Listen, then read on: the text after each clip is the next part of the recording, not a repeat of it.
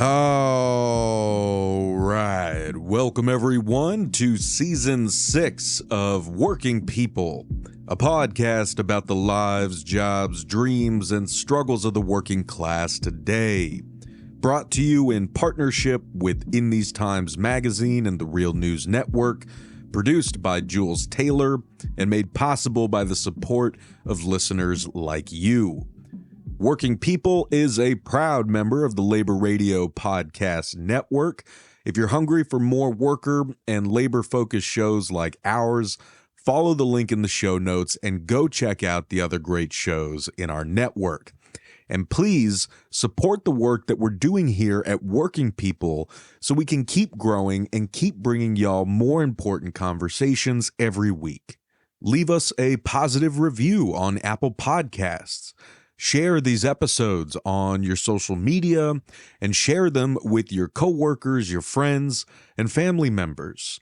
And of course, the single best thing you can do to support our work is become a paid monthly subscriber on Patreon for just $5 a month. Subscribe for $10 a month, and you'll also get a print subscription of the amazing In These Times magazine delivered right to your mailbox every month. Just head on over to patreon.com/workingpeople. That's patreon.com/workingpeople. Hit the subscribe button and you'll immediately get access to all the great bonus episodes that we've published over the past 5 seasons of the show. My name is Maximilian Alvarez, and it is so good to be back with y'all for Season 6 of the show. Trust me when I say that Jules and I really needed to take a little bit of a break after the marathon that we ran last year. But you know what? It's February, year of our Lord 2023. We are back in the saddle and we are ready to kick some more ass for the working class. From coffee shops to coal mines, working people all over this country and beyond are standing up for themselves and their coworkers, fighting for what they deserve. And you know what? The ruling economic and political establishments are doing everything they can to demolish and demoralize our movements and to beat us back into subservience. But those bastards don't know what they're up against. They are no match for you or for us. You know, it's going to be a dogfight.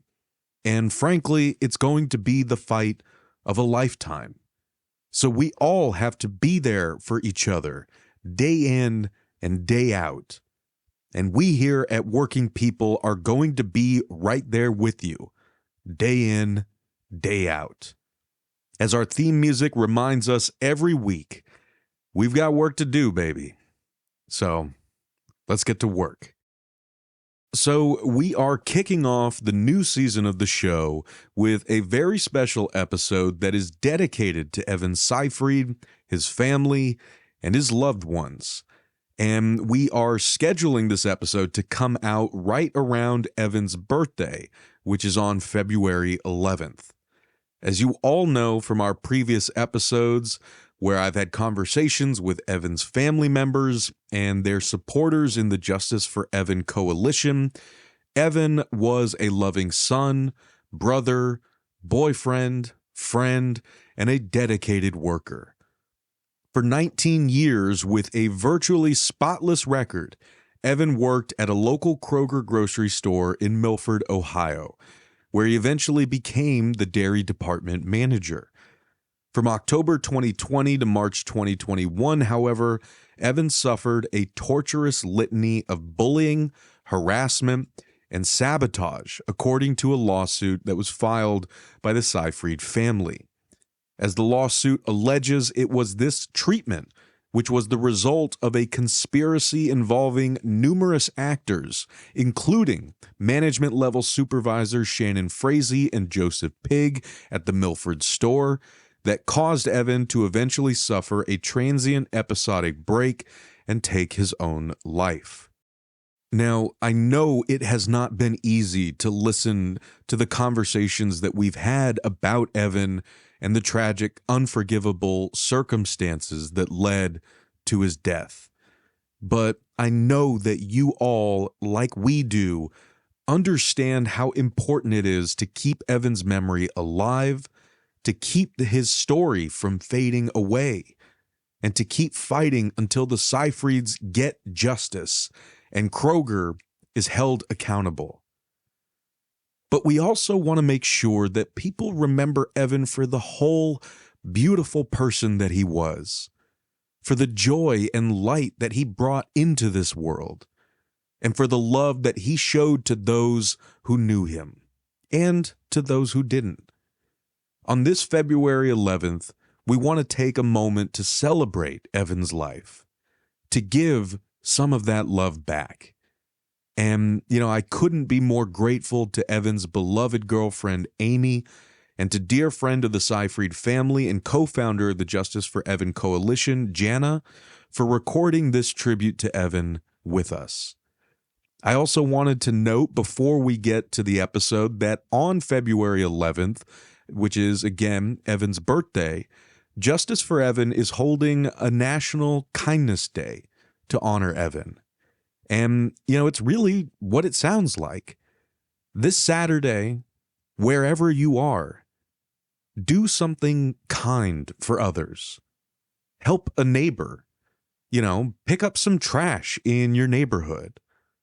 Ask a friend out for coffee or lunch. Call that friend or family member that you've been meaning to call for a while now, but just haven't. Give someone a compliment. Every act of kindness, no matter how small, matters.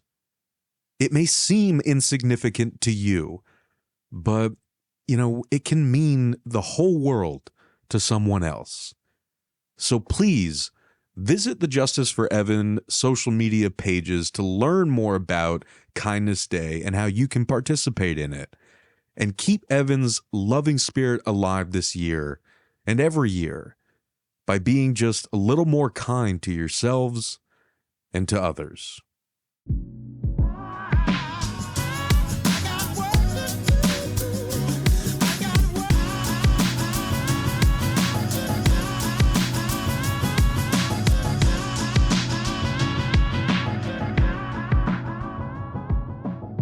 Hi, Max. Thank you so much for having us. My name is Jana Murphy, and I'm the co-founder and co-organizer of Justice for Evan. And I'm a close friend of Evan Seyfried's wonderful family. And I'm here today to talk a little bit about Evan and honor him as his 42nd birthday is approaching on February the 11th. And for your listeners who haven't heard about Evan and what happened to him, he was a wonderful employee at Kroger in Milford, Ohio. He worked for the Kroger company for almost 20 years. On March the 9th of 2021, Evan took his own life due to what was happening to him at work. Evan didn't have any history of any mental illnesses. He was a happy 40-year-old man who was really close with his girlfriend, who's going to talk about Evan today also. And he's really close with his mom and dad, who also live in Milford, and his brother, Eric, who is 2 years older and is a homeowner in Milford. And he loved his job until a lady named Shannon Frazee became his store manager. And in the fall of 2020, Evan became a target of a bullying campaign that was started by Shannon Frazee and another manager named Pigg. Evan followed the CDC guidelines during pandemic and wore his mask to work. He was targeted at first for wearing the mask and was referred to by store management as Antifa. And Shannon Frazee took it upon herself to start harassing Evan. She sexually harassed him. She launched a full campaign to target him. And Evan reported as protocol to the union and to his representative, and nothing was done.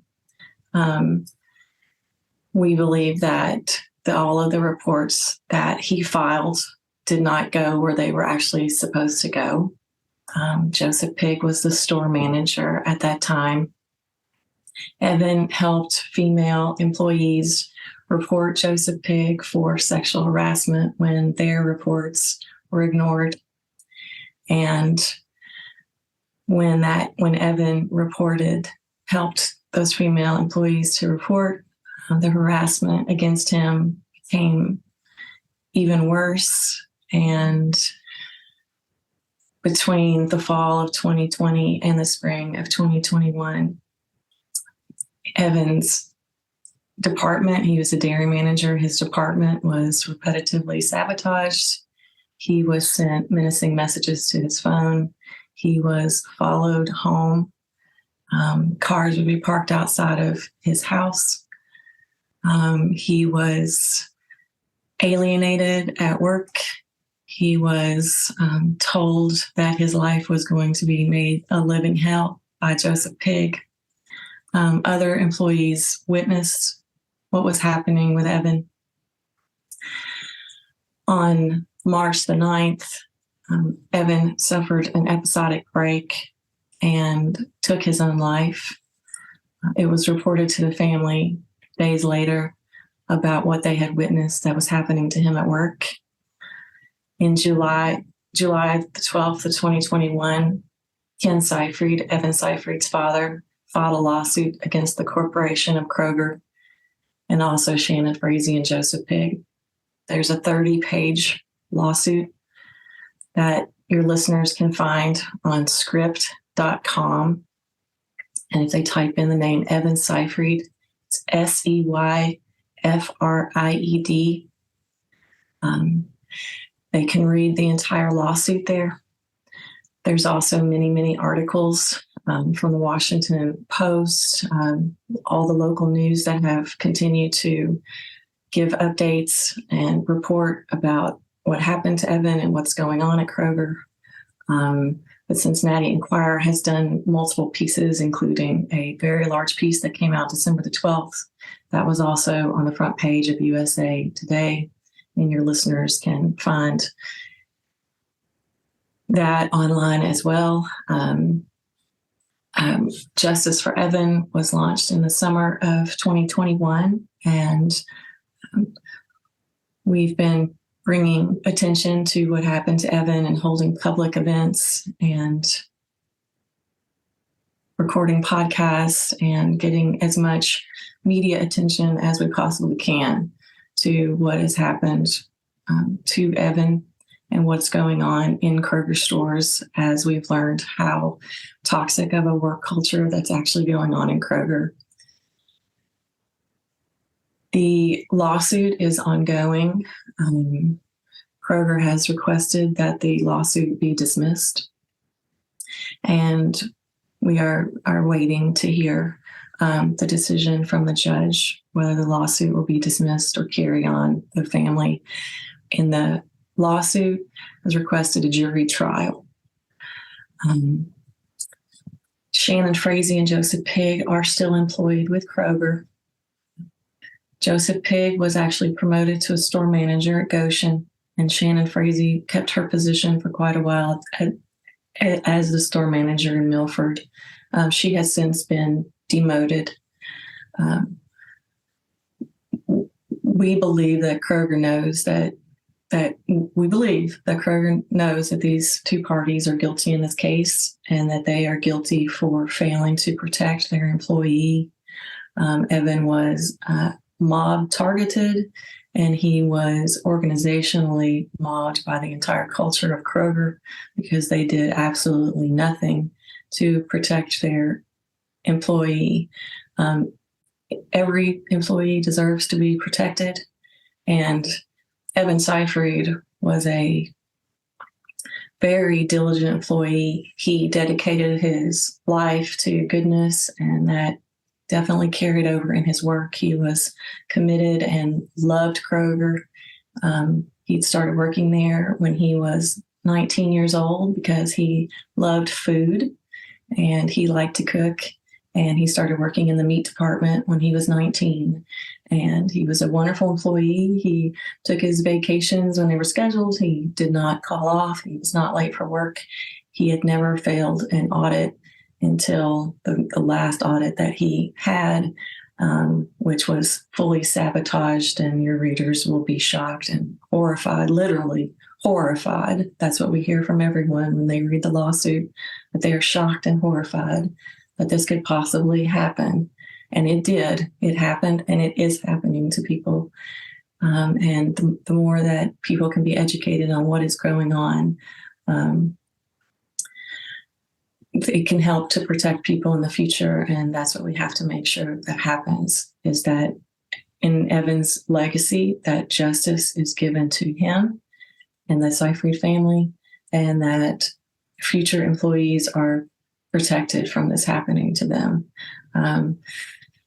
So it's that audit that your readers can read about and what happened. Evan had never had expired product on his shelf before. He was impeccable in his word and in his deed and in his life.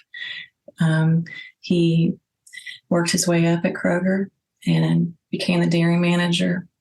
He was at the Milford Kroger. He had transferred stores to help out a fellow employee, a fellow coworker, colleague who wanted to transfer stores, and Evan transferred stores to help out that man. Evan enjoyed being with his family. He spent a couple of nights a week having dinner with his parents. They were very, very close. He was his mother's very best friend. They were always very, very close. He was his father's very close friend. They would take walks in the park and talk, and they had very deep discussions. Evan was a very deep person. He spent a lot of time thinking. He was always thinking about what was the meaning of life and how he could fulfill his purpose. And he did that while he was here by being a good person that he was. He would travel to see his brother. He would travel with they would take family vacations. His brother Eric lives in Oregon, and the entire family loved to take trips and hike together and be together. That is what they loved to do. He always had a kind word for his family. He was a wonderful listener. He was the glue to the family. That was said about him before his death and certainly after. Holidays were very important to the family. They would sit around the table at Thanksgiving and talk. They looked forward to their holidays together. He was a wonderful gift buyer. He bought very meaningful gifts for everyone in his life. And since his passing, that Eric has been at a loss. So many things that Evan did for the family. Now there's nobody there to do those things. Evan was the one who picked out the Christmas gifts for his mom and dad. Evan was the one who talked about when they were going to plan their vacations, like when his vacation time was and what they were going to do. That was his role was very, very important in the family.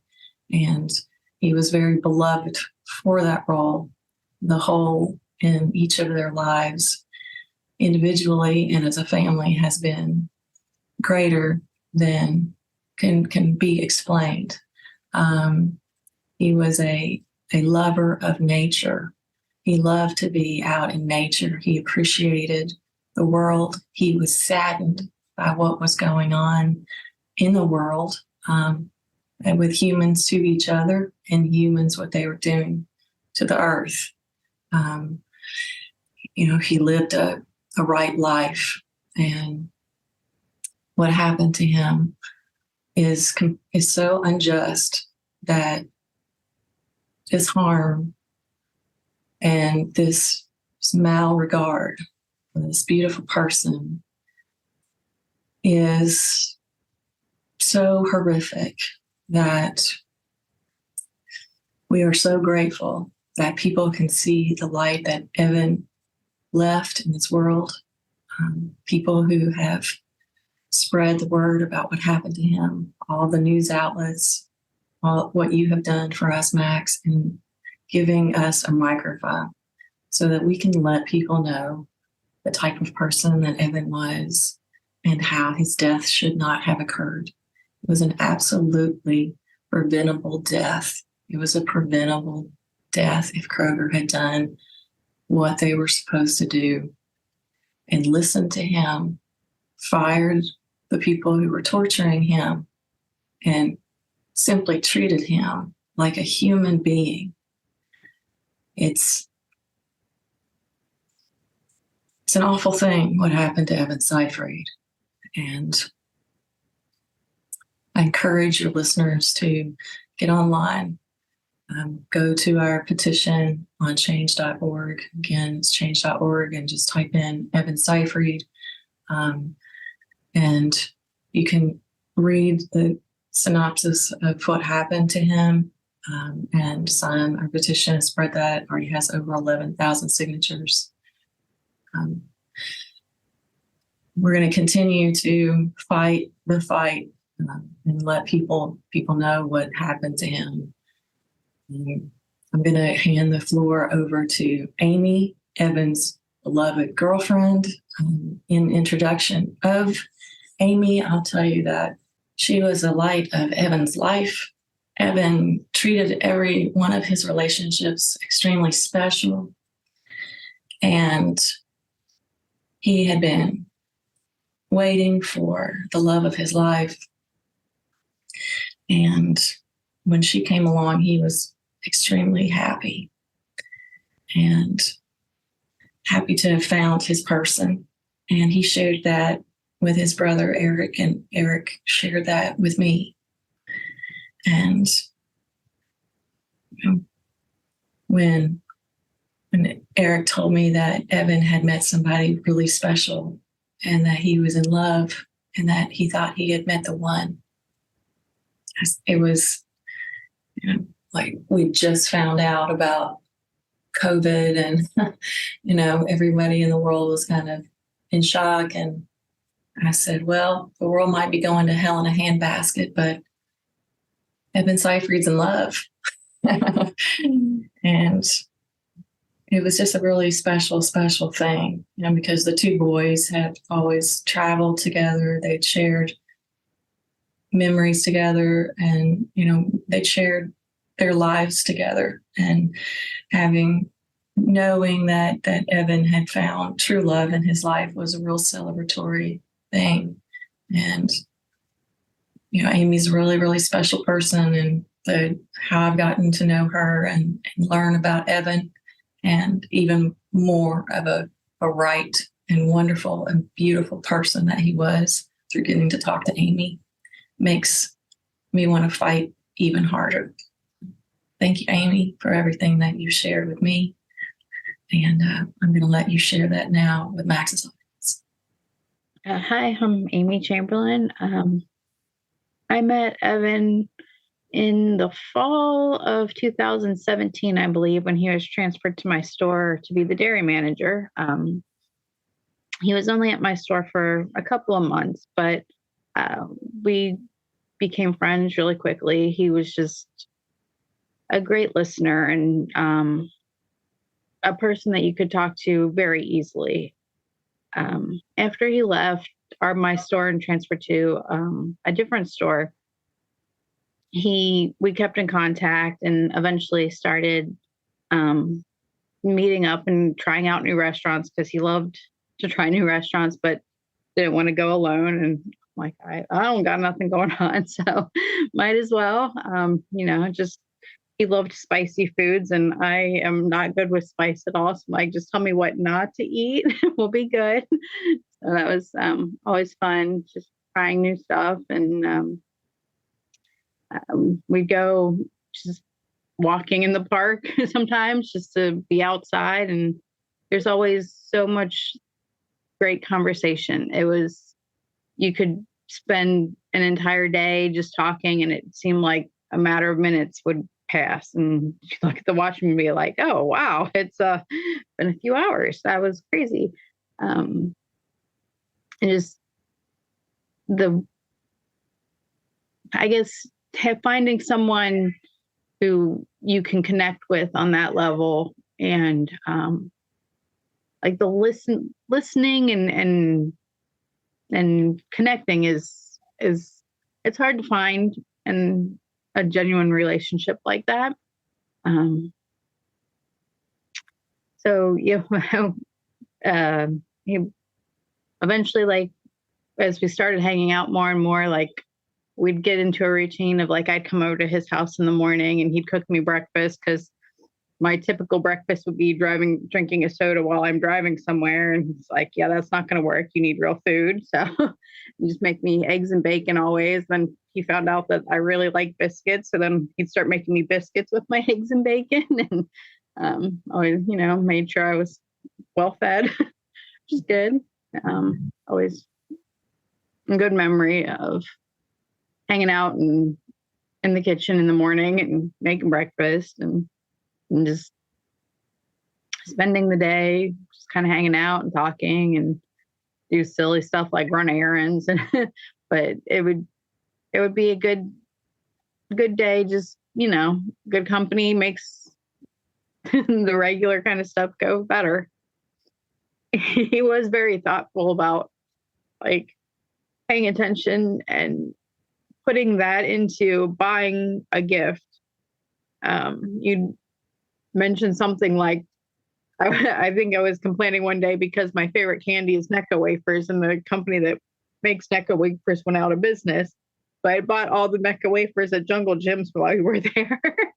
And I was having, I was out of Necco wafers. So he went online and surprised me by buying me a whole lot of Necco wafers one time, and which was, that was really sweet. There was all the other times where, like, I had complained about, like,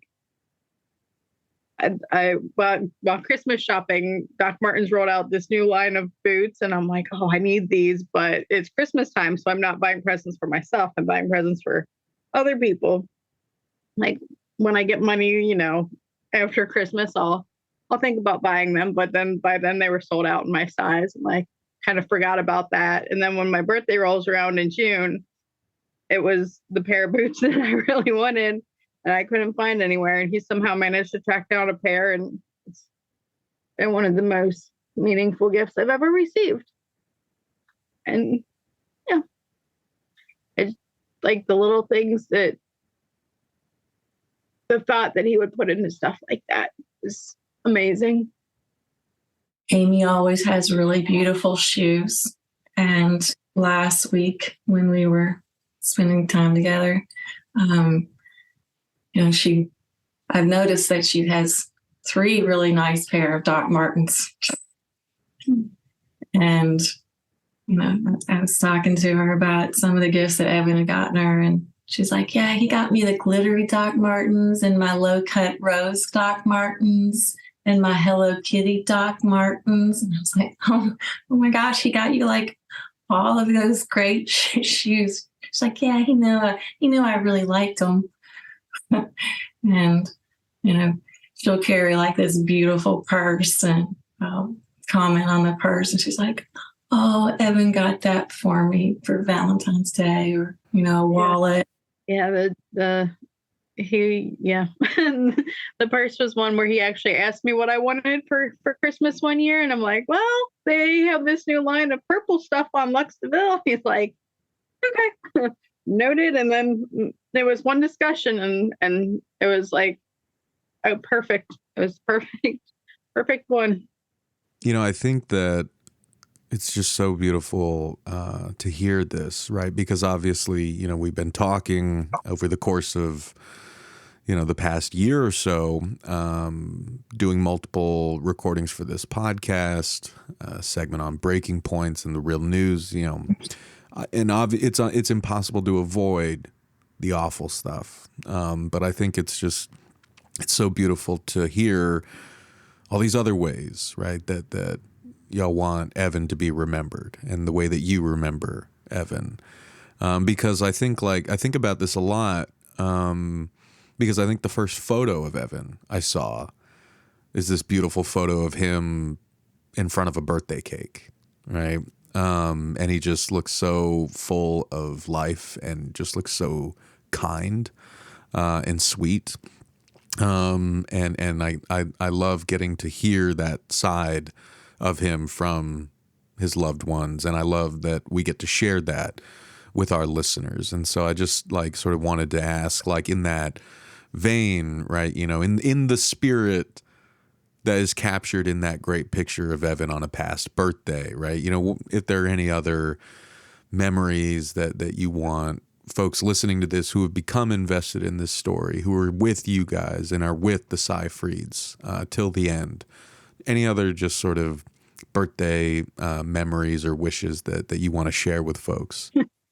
With that birthday picture, he was so excited for the week beforehand. He kept telling me about how his mom was going to make him a cake, and he was so excited because she was the best cook. She made the best food, and he was so excited for that cake. And I think afterwards it was really hard for him to not eat the entire cake, but he did share some of it with me, and it was a very good cake. Very good.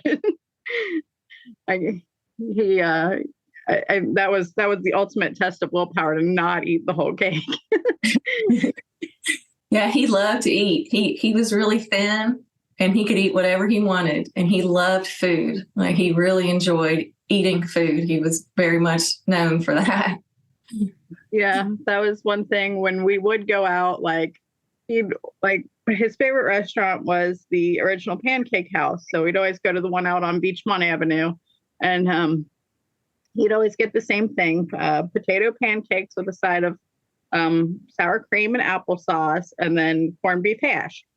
And I don't know, that their menu is so vast. I'd have something different every time. But then he'd eat his entire meal, and I'd eat half of mine because it's a big plate of food. And then he'd finish mine too. And I'm like, where does it go? Over here. Yeah, it was fun. But And his favorite cake was spice cake with a cream cheese frosting on it.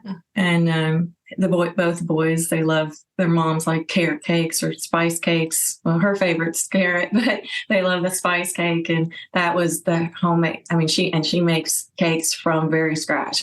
She makes a carrot cake, she shaves the carrots, And she's an extremely beautiful, amazing homemaker. And she was really excited to make all of boys' birthday cakes from scratch for them.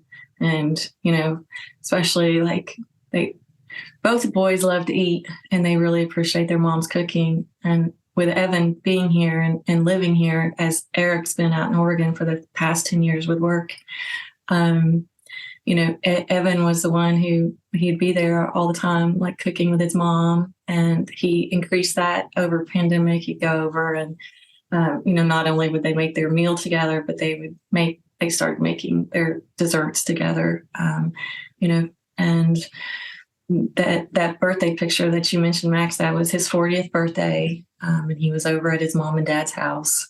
And there's a picture of he and his mom sitting there together. And that's the picture that mainly that people see, even though she's, it's just his face there to see him. But that was on his birthday around the table. And, there's lots and lots of pictures that the Seyfrieds have of him, throughout his life and as time goes on. And, it takes a long time, and who knows if healing, when that can happen. And, maybe one day there'll be more pictures to share of him if the Seyfrieds ever want to share, but he was just the cutest little kid, super, super, super cute. He was just a really, your listeners can can see his picture, he was a really handsome guy. He was just a really good looking guy. Beautiful brown hair and big brown eyes and, nice, beautiful face and beautiful teeth and beautiful smile. We're just so grateful that those pictures were taken of him on his birthday, and have those and have those in front of his cake. I know that Amy can tell you more things about what he collected, but you want to talk about his collection, Amy? He liked to collect belt buckles. So I don't even know that I ever saw all of them. There were certain ones that he'd show me at different times, just like being really excited about them.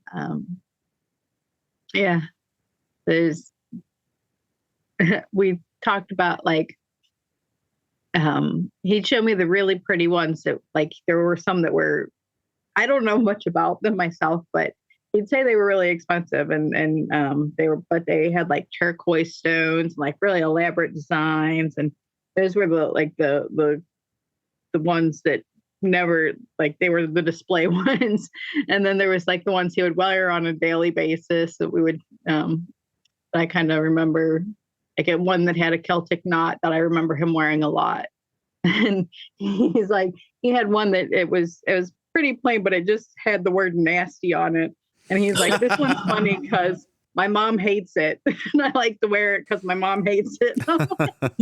Okay. See you there. I know. I get that. I have 2 teenage boys and it's whatever. But they love to joke around and, that was a big part of their life, joking around a lot. I mean, he had a great, amazing sense of humor. And I think that's one thing that we haven't really brought to life a whole lot is Evan was the funniest person alive. And one of he had an incredible wit about him. He was incredibly intelligent. He was he was extremely well read and extremely well versed on everything that was going on in politics. He knew what was going on in so many different realms. He could talk about anything, and so therefore that lent itself a lot to a quick wit because he could make a joke about anything that was going on, historically or currently. So, if you were talking to him, he could, Eric has said this, multiple times that, since he was such a great listener too, and I know Amy can attest to this, since he's such a good listener, he was always paying attention to what you were saying. So he could just pull something off the cuff and make everybody at the table laugh, and make those people feel that they were the one who was the star of the show, He just made everybody feel really, really special. And, made other people feel better about themselves. And his coworkers, I know, can give the same testimony that he helped them in their job. He lifted everybody up. He was known as being an amazing leader, an extremely kind person, always just giving and loving and sweet and there. He showed up. He wasn't checked out. He wasn't one of those people. I know, Amy, you can talk more about how much that Evan was present. He was present. He wasn't on his phone. He was there with you. Yeah. There would be lots of times where we'd be talking about whatever random topic we were on of the day. And I remember one time, we're sitting there talking and he looks at me, he looks like he's about to say something. I'm like, what? He's like, I was going to argue a point with you, but every time I think I'm going to argue a point, I just Google it and it turns out you're right. And I'm like, what? I feel like it was at that point in time, I realized this is the person I'm going to spend the rest of my life with. The fact that he can appreciate that, there are other points of view, and it was just, I don't know, it was a good acknowledgement, but we did end up Googling it anyhow. I was part of, I love having Google handy, so never a topic that wasn't, if we started talking about something and then there was some sort of question, like, I wonder how that would end up. So we just Google it. Yeah, he was a reader of all the books in the bookstore. So many people who, are closed-minded or won't listen to other people's opinions. And he was a learner. He had no fear of learning about how other people believed or, what they thought. And he's just a really good person. Like, more people should be like Evan. And, we make that comment a lot. Like, what would Evan do? What would he do? And, another note about something wonderful about him is he was a really good travel partner for his family. I know I mentioned about their trips, but he and Eric took a 5-week trip. And I believe it was right before Evan started at Kroger. So he was 19. I think it was right before he started. But Eric has said multiple times that, that was like the best trip. He was the best travel partner. Like, the trip was so incredible. And, they took other trips together. That was the longest one. He's commented a lot about how he's just so grateful for those 5 weeks in Europe with Evan, and just what a fun travel partner that he was. It's like he was just like a perfect travel partner. And I've known the Seyfrieds for 20 years, and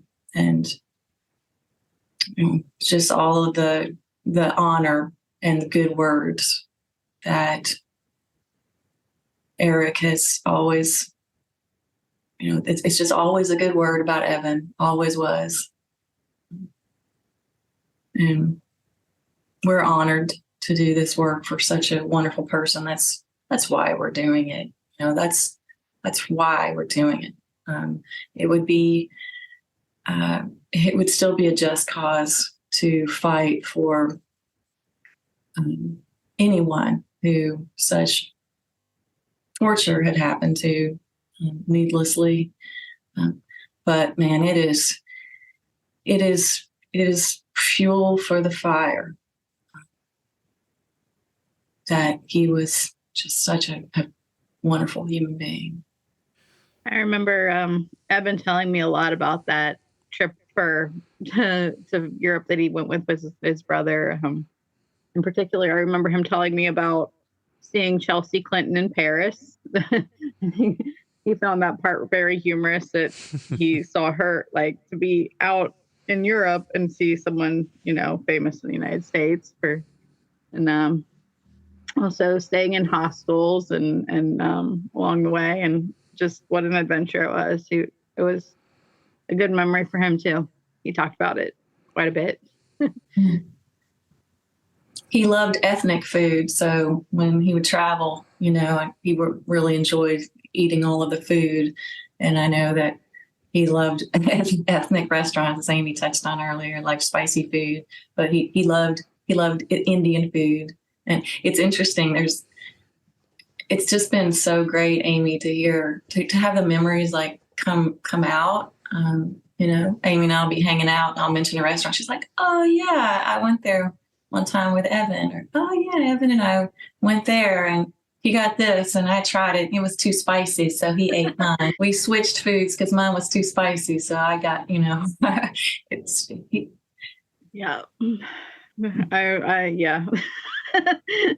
Yeah.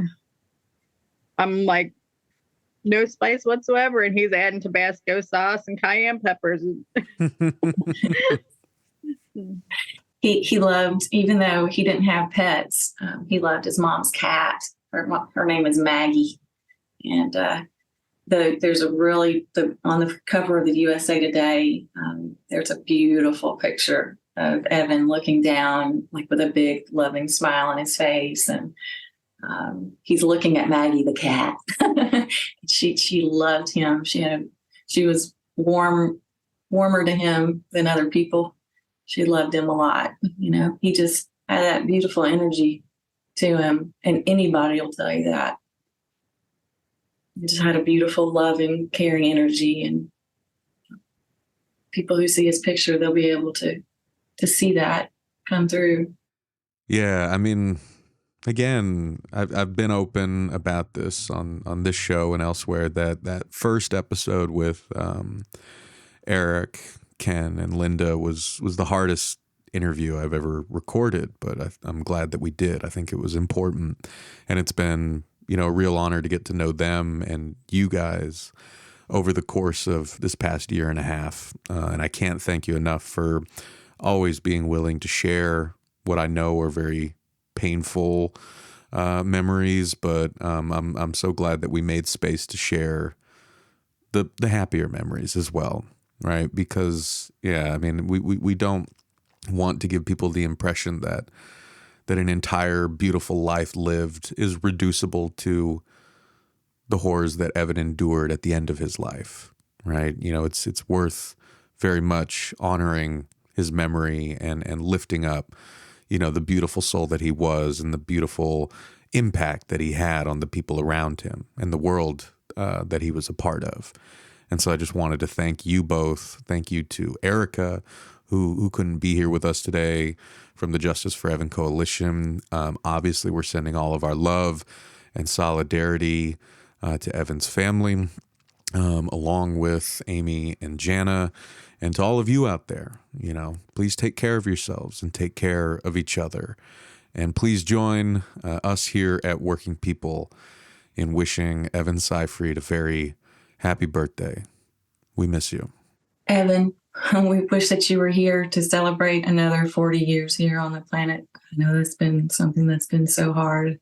So the Seyfrieds and Amy and everyone who knew Evan, looking forward to many, many, many, many, many more years of his light shining here on the earth. And now that you're not here any longer, Evan, we're going to continue to carry your light. And we're so grateful that it was so, so bright, that your legacy will always live. You're going to make a huge impact on the world. And just so grateful that you're such a good person. And next Saturday, or on Saturday, February the 11th, when your birthday comes, we'll be lighting many, many, many lights for you and sending out so much gratitude. And I'm grateful for the 40 birthdays that you got to celebrate here and all the wonderful memories that were made. Happy birthday, Evan. We love you and we miss you.